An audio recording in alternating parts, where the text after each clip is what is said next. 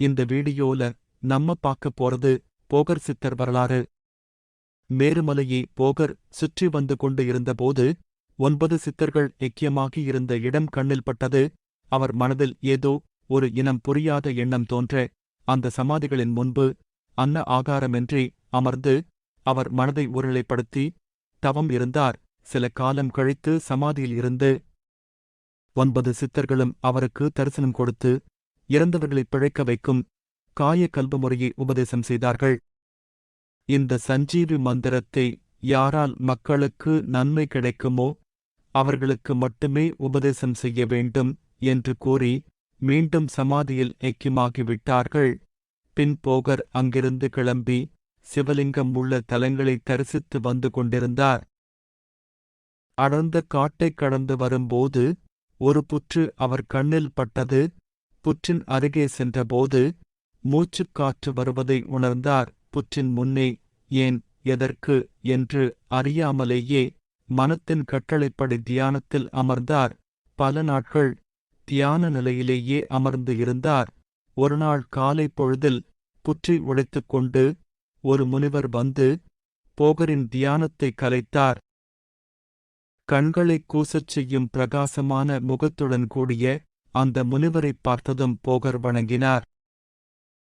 அந்த முனிவர், போகரே, உன்னால் மக்களுக்கு நன்மை உண்டாகட்டும் என்று கூறி அருகே இருந்த மரத்தில் உள்ள பழங்கள் பழுத்து குலுங்கியிருந்த நிலையைக் காட்டி, அந்த பழத்தை சாப்பிட்டால் பசி என்பதே அணுகாது, நீ செய்யும் தவத்திற்கு பெரும் துணையாக இருக்கும் என்று கூறி பேசும் சிலை ஒன்றையும் கொடுத்துவிட்டு மீண்டும் புற்றில் அமர்ந்து தியானத்தில் ஈடுபட்டார்.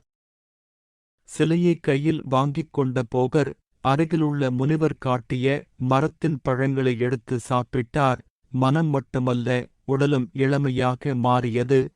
கையில் இருந்த சிலை இளமையாக மாற்ற வைத்த பழத்தின் இரகசியத்தையும் மற்றும் பல மூலிகைகளின் இரகசியத்தையும் கூறியது. ஆச்சரியத்தில் ஆழ்ந்த போகர் சிலையை தரையில் வைத்துவிட்டு அருகே அமர்ந்தார்.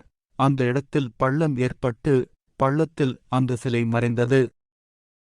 சிவன் தனது சித்தத்தை தெளிய வைத்தார் என்று நினைத்து கொண்டு நடக்க ஆரம்பித்தார். அவர் பெரிய சித்தர் என்பதை அறியாமல் எதிரில் வந்த அந்தணர்கள் சிலர் போகரின் கோலத்தைக் கண்டு ஏளனம் செய்தனர். போகரோ அவர்களின் ஏழ்மையைப் போக்க எண்ணினார். ஞானத்தை உபதேசிக்க வேண்டும் என்று நினைத்தார். உடனே சற்று தூரத்தில் ஒரு பூனை ஒன்று கண்ணில் பட்டது. பூனை அருகே அமர்ந்து வேதத்தை அதன் காதில் ஓதி பேசும் திறனை கொடுத்தார். பூனை வேத மந்திரங்களை வீதியில் அமர்ந்து கூறத் தொடங்கியது. இதைப் பார்த்த அந்தணர்கள், போகர் பித்தனல்ல, சித்தர் என்பதை புரிந்து கொண்டு எங்களை மன்னிக்க வேண்டும் என்று கூறி அவர்கள் போகரை தங்கள் இல்லத்திற்கு அழைத்துச் சென்றனர். அவருக்கு அன்னமிட்டு மகிழ்வித்தனர். மனதில் சந்தோஷத்துடன் அவர்கள் வீடுகளில் இருந்த உலோகப் பொருட்களை இரசபாதத்தினால் தங்கமாக மாற்றினார். அந்தணர்கள் சித்தரின் திறன் கண்டு அதிசயித்தனர். வேதங்களை உபதேசித்து எல்லோரையும் மேன்மையுறச் செய்தார்.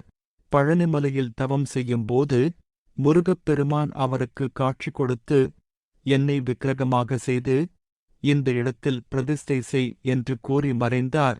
அதன்படி நவ்வாசானம் என்ற 9 வித மூலிகை கலவையால் முருகனின் மூல விக்கிரகத்தை பிரதிஷ்டை செய்தார். அதன்பின் பழனி மலையிலேயே வாழ்ந்த சித்தர் அங்கேயே ஜீவசமாதியும் ஆனார். பழனிமலையில் உள்ள கோவிலின் உட்பிரகாரத்தின் தென்மேற்கு மூலையில் சித்தர் போகரின் ஜீவசமாதி இன்றும் உள்ளது.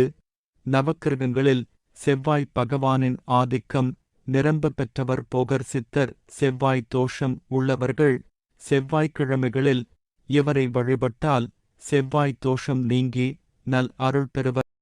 ஓம் ஆம் ஓம் ஸ்ரீ மகாபோகர் சித்த சுவாமியே போற்றி. ஆன்ம ஞானத்தை அடைய சித்தர்கள் வழிகாட்டுதல் அவசியம் என்பதை அனைவருக்கும் தெரியப்படுத்தி அகிலம் புகழும் பாரதத்தை உருவாக்குவோம்.